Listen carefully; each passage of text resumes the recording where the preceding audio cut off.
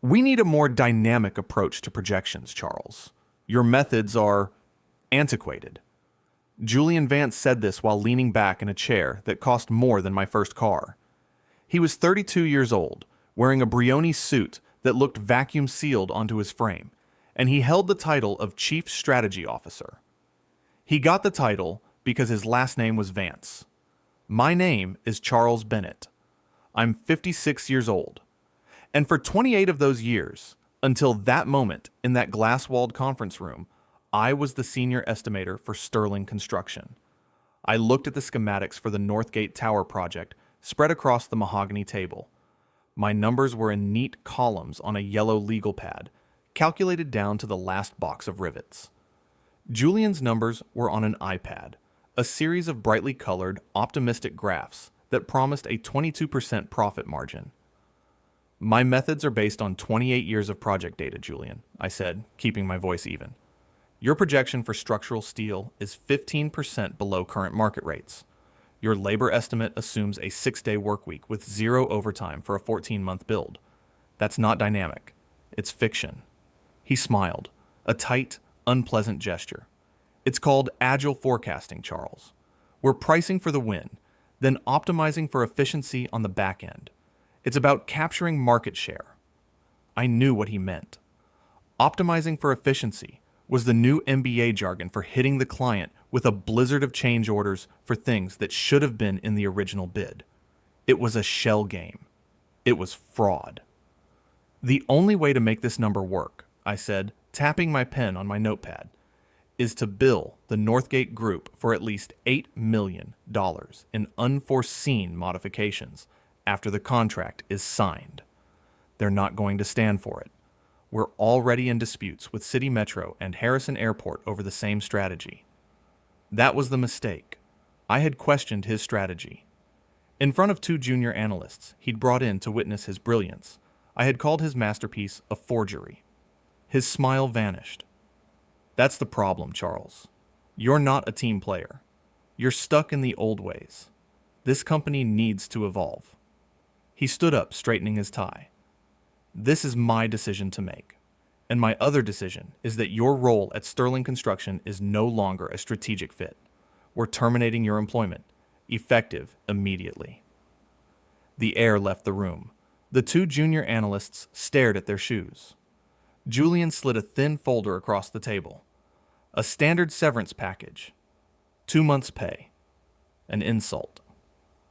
Security will escort you to your desk to collect your personal belongings, he said, turning his back to me to look out over the city. We wish you the best in your future endeavors. I stood there for a moment, the silence broken only by the hum of the HVAC system. I didn't feel anger. Not yet. That would come later. What I felt was a dead calm, a strange and sudden clarity. Julian. Vance, with his Wharton MBA and his complete ignorance of the difference between a load-bearing wall and a curtain wall, thought he was closing a chapter. He thought he was removing an obstacle. What he didn't know was that for 28 years, I hadn't just been estimating costs. I had been documenting them. Every invoice, every subcontractor bid, every weather delay, every single change order, justified or not. And I kept my own copies. He had just fired the company's memory. And my memory was perfect. If you appreciate stories where quiet competence dismantles loud arrogance, where decades of integrity become the weapon that brings down a house of cards, hit that like button and subscribe right now. You are definitely going to want to see how this one ends. This channel is all about seeing bullies and entitled executives get exactly what they deserve, and we post new stories of corporate karma every single week. Make sure you ring that notification bell so you never miss an update. I started at Sterling Construction in 1996. It was a different company then, run by Sterling Vance himself, Julian's grandfather. He was a man who came up through the trades, a civil engineer who could read a blueprint like a novel and respected the men who poured the concrete. He hired me when I was 28, fresh off a 6-year stint managing logistics in the Army. He liked that I was meticulous. In this business, God is in the decimals, he used to say. For the first 10 years, I worked my way up.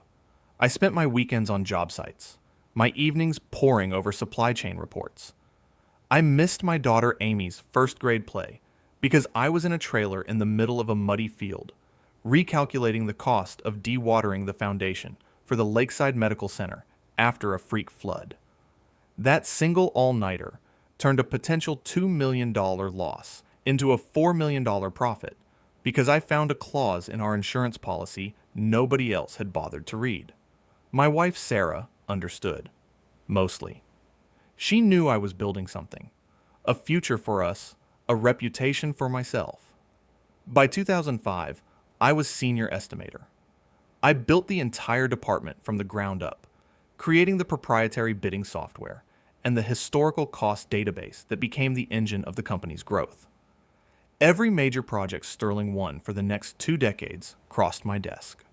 I was the company's foundation, the invisible infrastructure that made all the shiny new buildings possible. People didn't see my work, but they lived inside the results. I was the one who knew that our primary steel supplier always delivered 2 days late in the fourth quarter. I was the one who knew that the city's chief plumbing inspector had a grudge against copper fittings. I was the one who knew which drywall contractor was solid and which one would disappear after the first check cleared. This wasn't data you could find in a spreadsheet. It was knowledge, earned over 28 years of 60-hour weeks. Julian Vance arrived 11 months ago. His uncle, Marcus, had been CEO since old man Sterling retired. Marcus was a decent man, but soft. He preferred golf courses to construction sites and trusted his board and his executives to handle the details. When Julian graduated with his MBA, Marcus created the Chief Strategy Officer position for him. From day one, Julian treated me like a piece of antique furniture. He'd walk into meetings, tap on his iPad, and talk about disrupting the vertical and leveraging synergies.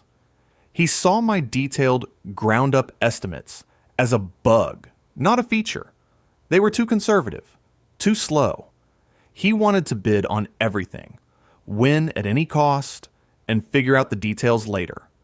He was a gambler who thought he was a genius, and he was using his family's company as his personal casino. The breaking point came in February 2020. That was when old man Sterling passed away.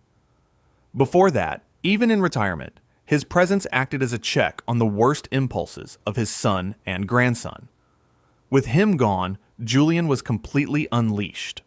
The culture of the company shifted. Integrity was replaced with aggression. Accuracy was replaced with speed.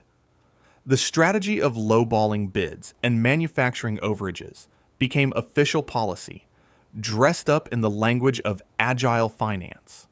And I was the only one left who remembered how things were supposed to be done. There was a reason I had the ammunition to fight back. It went back to a conversation in 2013. Sterling Vance, already frail but with his mind still sharp as a tack, had called me into his office. It was the day he officially handed the CEO title to Marcus. "Charles," he'd said, pouring 2 glasses of scotch, "I need you to be the memory of this place." "Sir?" "Marcus is a good man, but he's a salesman. He sees the finished building, not the rebar and the concrete. And his boy, Julian, he's all polish and no substance. He thinks profit is something you invent in a meeting. Men like that, they forget that you can't lie to gravity, and you can't lie to a balance sheet. Not forever." He pushed a glass toward me. "Keep your own records, Charles. A man's best insurance is his own ledger. Don't trust the company servers with everything. Keep a copy. A hard copy. The day might come when the only thing standing between this company and a cliff is the truth. Your truth." I took his advice. From that day forward, I maintained a shadow ledger. For every project, I had 2 files. The official one, stored on the Sterling servers, and my own, stored on a series of encrypted hard drives at my home. My file was more detailed. It contained my original, undoctored estimates. It contained notes from meetings, copies of emails where I had raised concerns that were ignored, It contained a running analysis of the difference between the bid price, the actual cost, and the final client invoice. It was a decade-long, meticulously documented history of the company's slow slide from integrity to fraud. Sterling Vance had given me a life raft, and Julian had just set the ship on fire and thrown me overboard. The stakes were not abstract. My pension was tied to Sterling's continued solvency. Sarah's multiple sclerosis required medication that cost over $9,000 a month, covered by our company-provided health insurance. Amy's tuition at the University of Texas was due in 6 months. Julian hadn't just taken my job. He'd taken a torch to my family's security. He thought I was an old man who would shuffle off into retirement. He thought I would be afraid. He was wrong. The Army taught me that when you're ambushed, you don't retreat. You attack. The day after I was fired, I didn't update my resume. I didn't call a lawyer. I went down to my basement office, powered up my desktop, and unlocked the first of 3 identical 5-terabyte drives. The seal on the anti-static bag was dated November 15th, 2013. My plan was simple. Julian's strategy relied on the clients being too big, too bureaucratic, and too intimidated to fight back effectively against the flood of change orders. They would complain, their project managers would argue, but eventually they'd pay, because proving systemic fraud was almost impossible without inside information. I was the inside. I focused on the 3 projects I'd mentioned in my final meeting: the Northgate Tower, a 40-story office building, the city metro expansion, a complex tunnel and station project, and the Harrison Airport Terminal C renovation.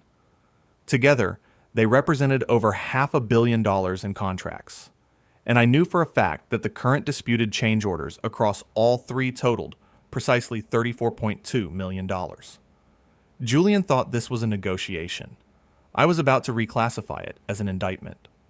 While I worked, Julian was busy consolidating his power. He sent a company-wide email at 9:17 a.m. on Monday morning. The subject line was, "A New Era of Strategic Growth." It was a masterpiece of corporate nonsense, full of phrases like sunsetting legacy systems and pivoting towards a more robust future. It announced the promotion of Kevin, one of the junior analysts from the termination meeting, to interim head of estimating. The email never mentioned my name. 28 years of service, and I had been erased in a single paragraph. This arrogance was his critical error. He was so sure of his victory that he didn't do the one thing a competent manager would have done: secure the data. He didn't lock down my old office. He didn't have IT perform a forensic wipe of my workstation. He didn't even change the server passwords I had helped establish a decade earlier. He assumed the old man was irrelevant. He was so busy celebrating his coup that he left the armory unlocked and the weapons on the rack. For the next 2 weeks, I worked with the discipline of a military campaign. I slept 5 hours a night. My world shrank to the glow of my dual monitors.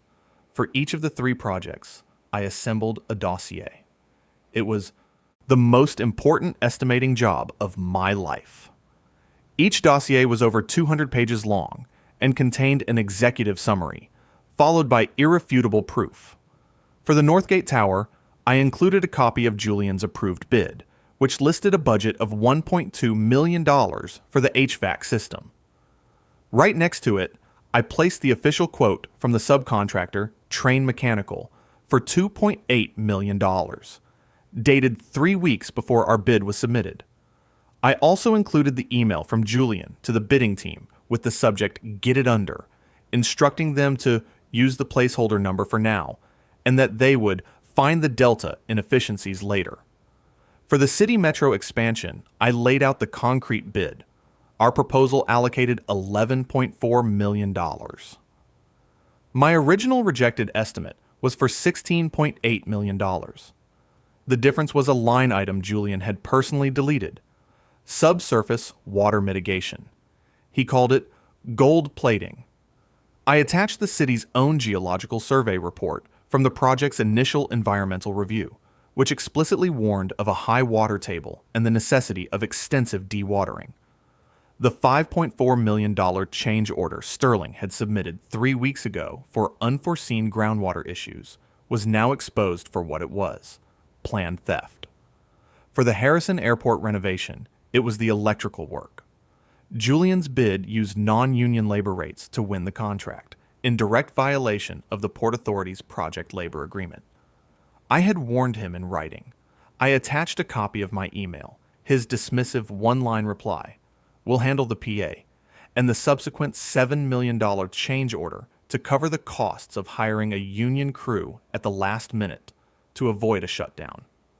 Each dossier was a fortress of facts, built brick by brick with dates, timestamps, and Julian Vance's own digital fingerprints.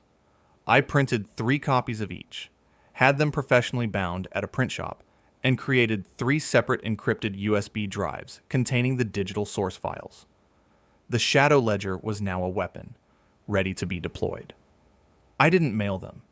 This needed a personal touch. I knew the lead project managers on the client side for all 3 jobs. I'd worked with them for years. They were good people who were being bullied by Julian's new regime. My first call was to David Chen at the Northgate Group.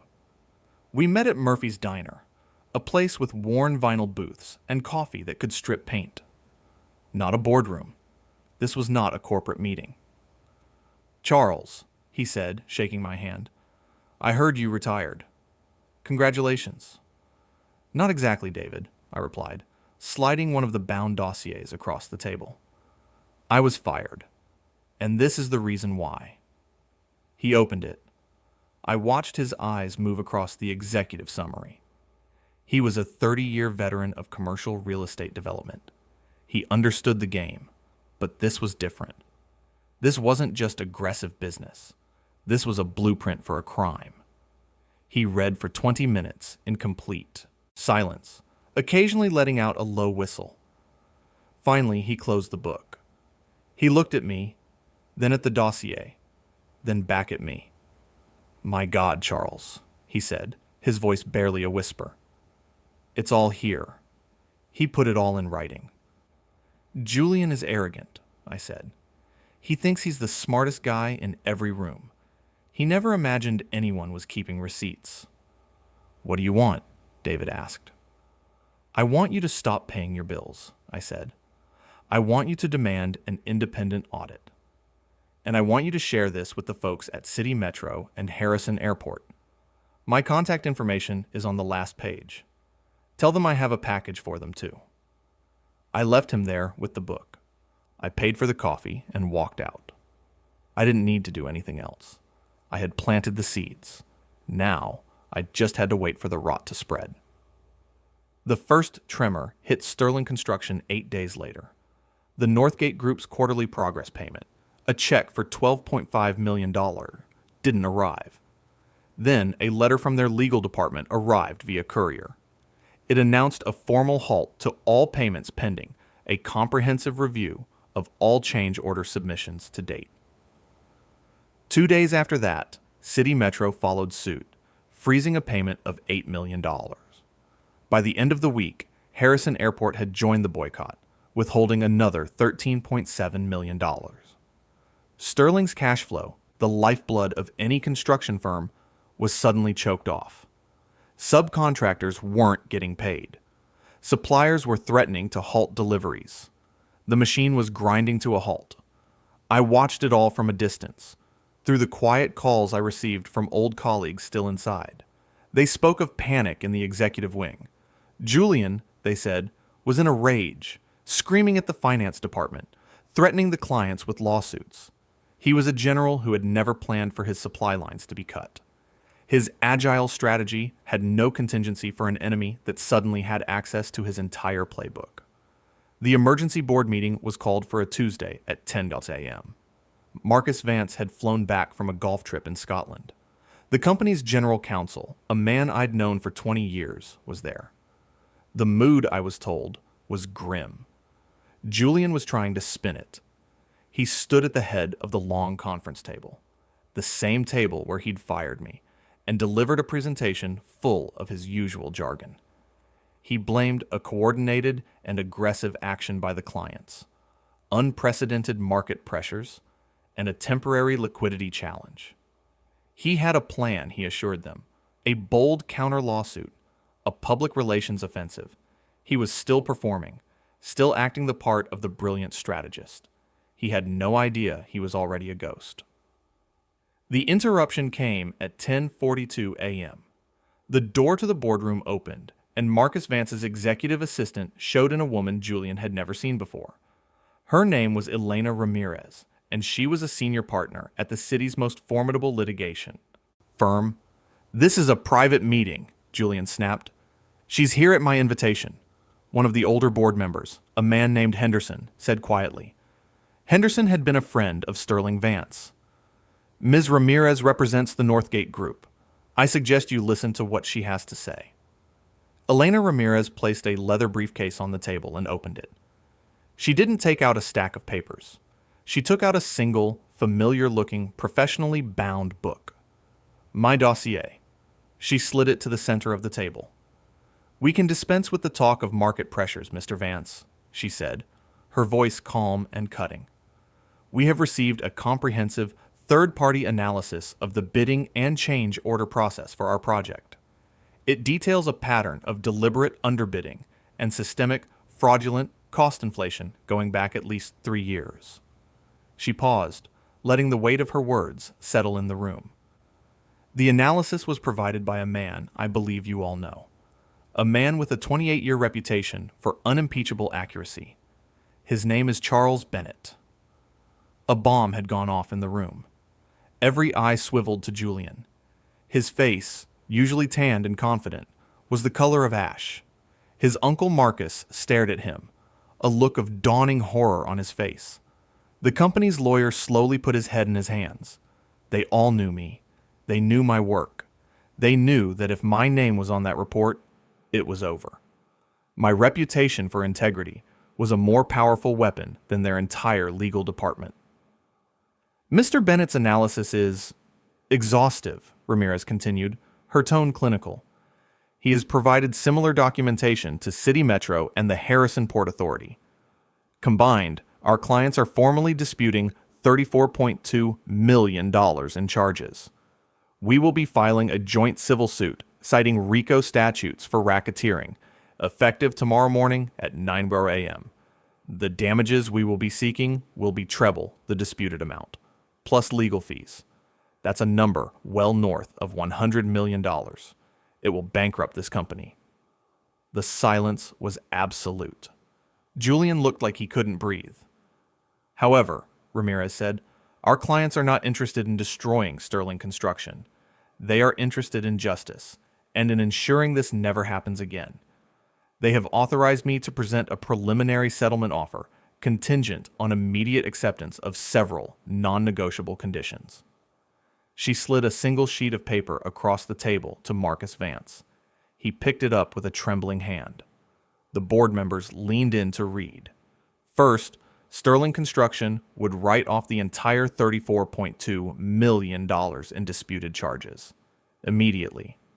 Second, Julian Vance was to be terminated, effective immediately, for cause, and would be permanently barred from any current or future involvement with the company or any of its subsidiaries. Third, an independent auditor, selected and paid for by the clients, would be installed with full authority to review and approve all bids and change orders for the next 5 years. Marcus read the first 3 terms, his expression grim but resigned. It was brutal, but it would save the company. Then he got to the 4th and final condition. He went pale. He looked up, not at Ramirez, but across the table at the empty chair where I used to sit. Ramirez spoke the final term into the silence. "Charles Bennett is to be reinstated, not as an estimator. He is to be appointed to the newly created position of Vice President of Project Integrity. He will have full oversight authority over the new auditing process and will hold a voting seat on this board. His starting salary will be $350,000 a year. and he will report directly to the board, not to the CEO. Checkmate. It wasn't my demand. I had never spoken to Ramirez. It was the client's demand. They weren't just punishing the guilty. They were installing the one man they trusted to guard the vault. My name, the name Julian had tried to erase, was now the price of Sterling Construction's survival. The vote was unanimous. Julian was fired before Elena Ramirez even left the room. 2 security guards, men I'd known for years, escorted him to his office. They watched him pack his ridiculously expensive desk trinkets into a cardboard box. He was walked out the front door, past the same reception desk, past the same employees who had watched me being escorted out just 3 weeks prior. The symmetry was exquisite. Julian's life unraveled quickly. He was named personally in the civil settlement, forcing his family to spend millions to keep him out of court. His name was toxic. No major firm in the country would touch him. Last I heard, he was managing a regional distribution center for a building supply company in Ohio. He had to sell the BMW M5 and was now driving a Ford Fusion. Marcus Vance kept the title of CEO, but he was a king in name only. The power now resided with the board, the independent auditor, and me. The junior analyst Julian had promoted, Kevin, was demoted back to his old job. His new boss was a seasoned estimator I hired away from a competitor, a woman who believed in doing the math right the first time. I returned to Sterling Construction the following Monday. I didn't take my old desk. I took the corner office next to the CEO, the one that had belonged to Julian. I spent the first day not in meetings, but walking the floors, talking to the project managers, the accountants, the administrative staff, the people who, like me, had been doing the real work all along. The relief in the building was palpable. My life was restored, but on new terms. The salary and board position secured my family's future beyond any doubt. Sarah's medical care was guaranteed. Amy's college was paid for. But more than that, I had my time back. I worked from 8 to 5. I was home for dinner every night. I did not work weekends. As Vice President of Project Integrity, I made that the official policy for my entire division. The company didn't fall apart. In fact, within a year, our profit margins were higher than they'd ever been under Julian. Because our bids were honest, our clients trusted us again, and we stopped wasting money on lawyers. Sometimes I sit in my office and look out over the city at the skyline I helped build. Julian Vance talked about dynamic strategy and agile forecasting. He never understood that the most dynamic thing in construction is the truth. Numbers don't lie. Gravity doesn't negotiate. A foundation is either sound or it isn't. He thought my value was in predicting the future. He was wrong. My real value was in remembering the past. In a world of digital shortcuts and empty buzzwords, the longest road, the one paved with facts, with integrity, with a meticulously kept ledger, is the only one that leads you home. Thanks for watching. If you found this story of justice satisfying, smash that like button and leave a comment letting me know what you think. And if you haven't subscribed yet, make sure to do it now and hit the notification bell. There are a lot more stories of corporate karma coming, and you won't want to miss them. I'll see you in the next one.